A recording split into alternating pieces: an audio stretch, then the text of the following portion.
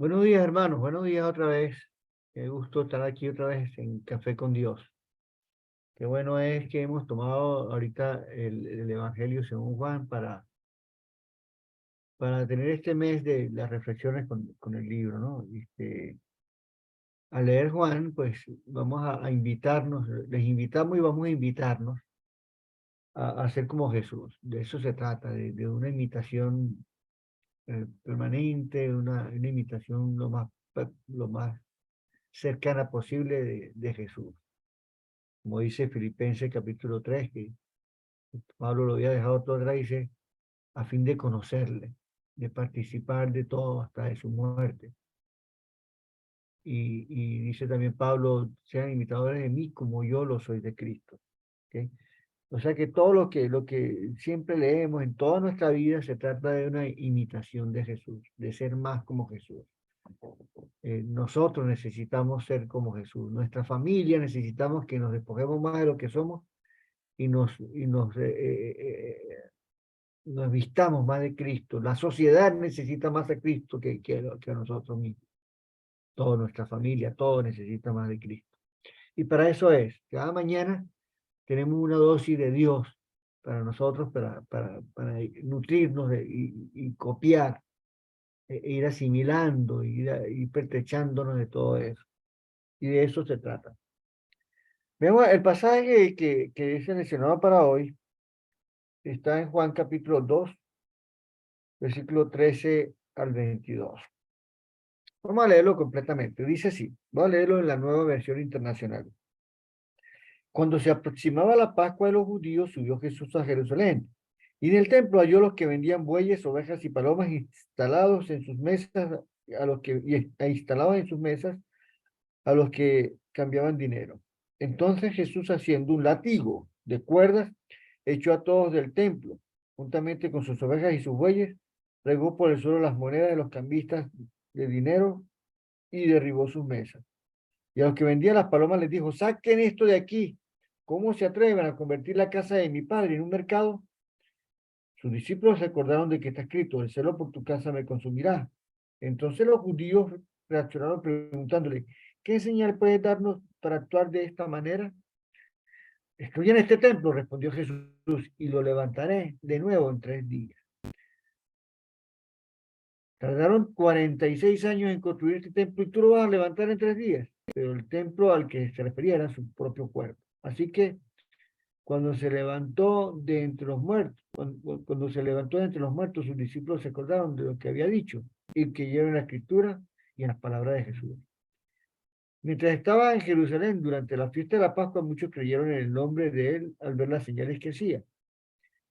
En cambio, Jesús no les creía porque les conocía a todos.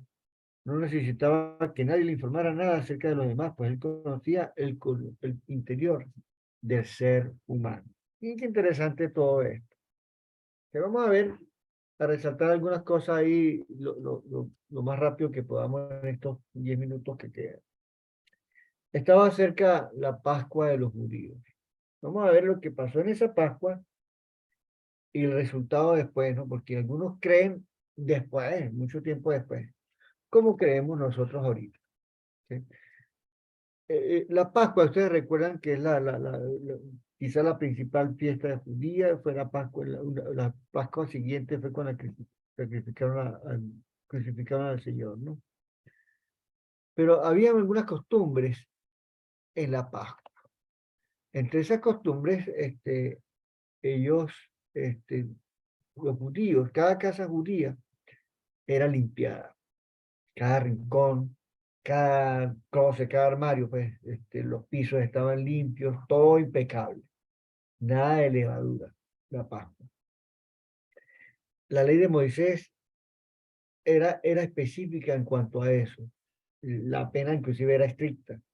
Por eso durante la Pascua las casas estaban limpias, todas las casas estaban limpias. En esta Pascua todas estaban limpias menos una, la casa de Dios. El mercantilismo había empeorado, se vendían en el templo los animales para los sacrificios, todo el mundo corría de un lado a otro, había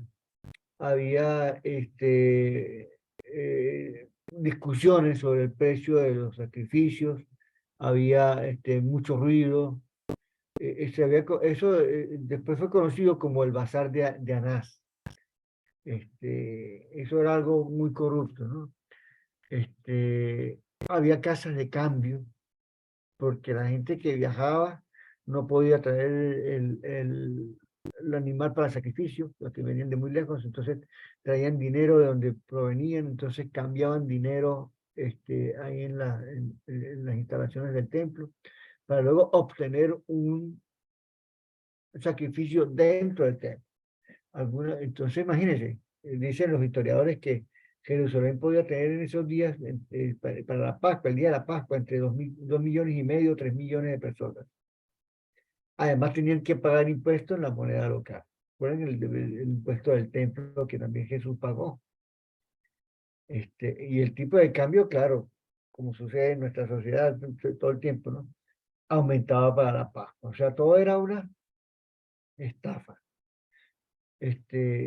Todo el mundo traía un cordero o una oveja para ser sacrificado y debía ser perfecto. Eso ya lo leímos cuando estuvimos leyendo Éxodo y Levítico. En Éxodo 12 y Levítico 13, pero Levítico 1 aparece bien eso, ¿no? Pero, ¿quién determinaba que un sacrificio era perfecto o no? Si no era perfecto, entonces debían comprar uno. Ahí viene quién se lo vendía, el sumo sacerdote. Y esto era más o menos como, si era cierto que eran 2,5 millones de personas que estaban para ese día, entonces eran 250,000 animales que se vendían. ¿Qué más levadura que esa? Jesús, como esa gente, venía al templo para hacer una conmemoración. O sea, cuando uno llega a orar es conmemorar, igual como nosotros venimos los domingos, conmemorar, traer a la memoria. ¿Sí? Pero cuando Jesús entra, quedó impresionado. Tremendo contraste, mira, no había oración, no había honor a Dios, no hay memorial y no hay adoración. Nada. Entonces, su espíritu se exalta en sobremanera, quizás hasta náusea pudo haber dado, quién sabe. Mira la reacción de Jesús. Mira lo que dice aquí el versículo, en el versículo 15, dice, haciendo un látigo de cuerdas. Un látigo de cuerdas no es para decirle allá a la gente, y miren, si ustedes no me hacen caso, le voy a pegar con esto. Como hacen algunos papás. Mire, te voy a contar hasta tres. 1, 2, 2,5, 2 3/4, casi 3. Puedes volver a empezar. No, nada, hay que sacar todo eso, hay que limpiar el templo. ¿Okay? Yo me imagino al Señor con los ojos estrechos y pintados, una arruga aquí en la frente, los dientes rechinando, respiración corta, rojo del coraje, en fin. Entonces viene la tormenta del cielo. Hizo ese látigo con las cuerdas, empieza a voltar las mesas, saca corriendo a los animales y a los dueños de los animales, echa a los mercaderes. ¿Okay? ¿Por qué? Porque Jesús dice, han hecho de la casa de mi padre, aquí dice un mercado, pero si ustedes leen o si leemos esto en los eh, pasajes paralelos de Marcos y de Mateo, dice, lo han convertido en cueva de ladrones, la casa de Dios. Imagínense. Entonces, claro, todo el mundo quedó perplejo. ¿Okay? Jesús tranquilo, apacible, moderado, como siempre, parece fuera de control. Uy, ¿qué le está pasando a este? Como a veces pasa con nosotros, uy, pero ¿qué le pasó a esto? ¿Qué le pasó a tanto? Él no es así.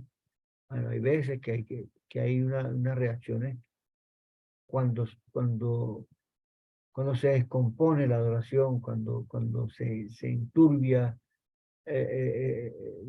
las cosas de Dios. Y eso debe causar esa incomodidad por lo menos. ¿Okay? Este, Me imagino que ellos estaban comenzando a ir con Jesús y, oye, pero ¿será que nos equivocamos de hombre? Miren lo que está haciendo.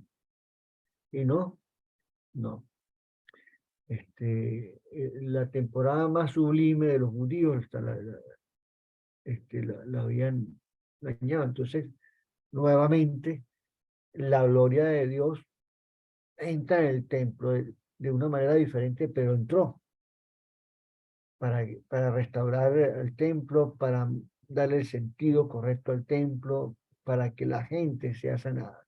Entonces, si había mucha gente sincera que venía a adorar, pero había también la manipulación de los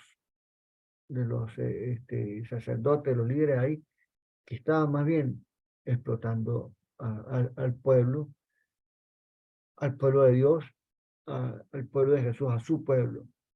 Entonces sucedió lo que sucedió. Ahora, ¿quiénes son el templo de Dios ahorita? Somos nosotros. ¿Sí? Nosotros somos los ciudadanos, digamos, los inquilinos, los favorecedores del templo. ¿Okay? Nosotros tenemos aquí en nuestro corazón a Jesús. Nosotros somos el templo de Dios. Dice, como lo hemos leído en 1 Corintios, dice que nuestro cuerpo es templo del Espíritu Santo. Dios habita en nuestro corazón. Ya en el capítulo 1 vimos que Dios tabernaculó, Dios habitó entre nosotros y vimos su gloria como del unigénito del Padre. El Nuevo Testamento insiste que Jesús habita en nosotros, donde también se debe ver la gloria del unigénito del Padre, lleno de gracia y lleno de verdad. Entonces, este pasaje que nos sirve hoy. Jesús en ese momento estaba limpiando su templo, el templo. ¿Sí? Y si nosotros estamos seguros de que somos el templo de Dios, Jesús también quiere limpiar el templo. Nosotros debemos limpiar el templo. Nosotros debemos despojarnos de toda levadura, como era la costumbre de la Pascua, como vivir una Pascua permanente. Recuerden que la Pascua, y sobre todo la Pascua de Jesús, fue un preparativo para su muerte. Jesús murió en una Pascua, y después de la Pascua viene la resurrección. ¿Sí? Como toda esta familia allá de Barcelona. Ellos están en su Pascua, esperando la resurrección que se va a presentar. Y eso es lo que la esperanza del hoy nos esperanza a todos, ¿no? Pero somos su templo, somos sus hijos, y debemos mantenernos limpios. Ahora la pregunta es, ¿cómo el Señor limpia su templo hoy? O sea, primero la pregunta es, ¿cómo y cuándo? ¿Sí? Dice en Juan capítulo 15, que lo vamos a leer cuando nos toque el capítulo 15, dice, el Señor dice, yo soy la vid y ustedes son las ramas. Dice, toda rama que lleva fruto, el Padre la limpiará para que dé más fruto. Cuando dice, mi Padre es el labrador, toda la rama que da fruto, bueno, mi Padre la limpiará para que dé más fruto. Eso está en Juan capítulo 15, versículo 1 al 3. Pero también en Juan 17, que lo vamos a leer también en su oración. Es una oración, dice, santifícalos en tu verdad, tu palabra es verdad. Eso haciendo uso de lo que dice ya el Salmo, dice, ¿con qué limpiarás, joven, tu camino? Con tu palabra, con la palabra de Dios.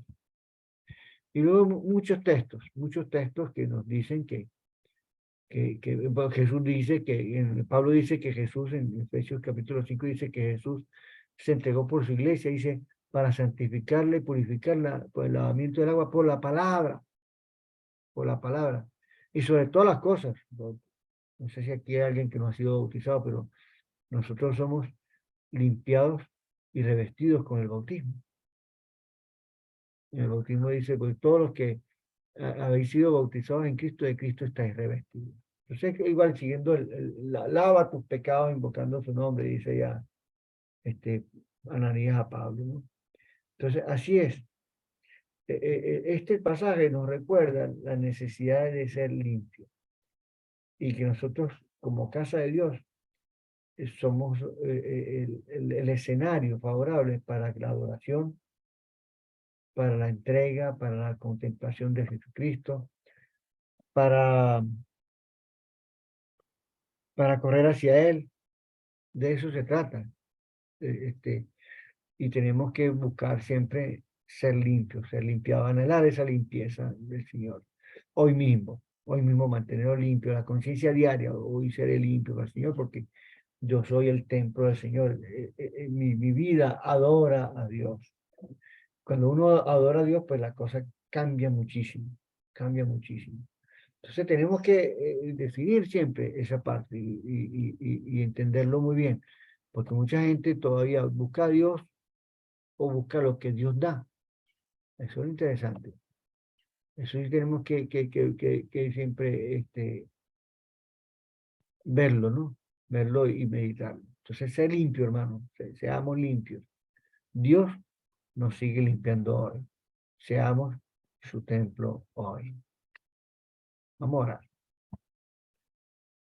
Padre, te damos gracias por este día, por la comunión que nos ofrece con este devocional diario, de este encuentro contigo y con tus hijos, por la alegría que cada uno le imprime, por la dicha de poder ofrecernos y hoy específicamente entender que nuestro corazón es un templo santo para ti.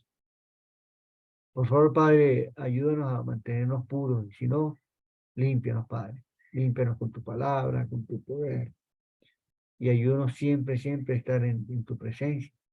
Permite que nuestra vida sea atractiva. Que todavía tu palabra nos hoy del fruto que tuvo, Señor, que tú diseñaste. Y permite, Padre, que otras personas puedan ver esa belleza tuya en nosotros. Acompáñanos, Padre, en este día y bendícenos. Te lo rogamos en el nombre de Jesús. Amén. Amén. Mire, algo que se me olvidó mencionar aquí en el pasaje es que un tiempo después la gente entendió, ay, mira, esto fue lo que él dijo. Hoy, que muchos años después entendemos, mira, eso fue lo que él dijo. Déjame activar el micrófono, hermanos. Dios me lo bendiga. Quiero mucho. Gracias, Beto.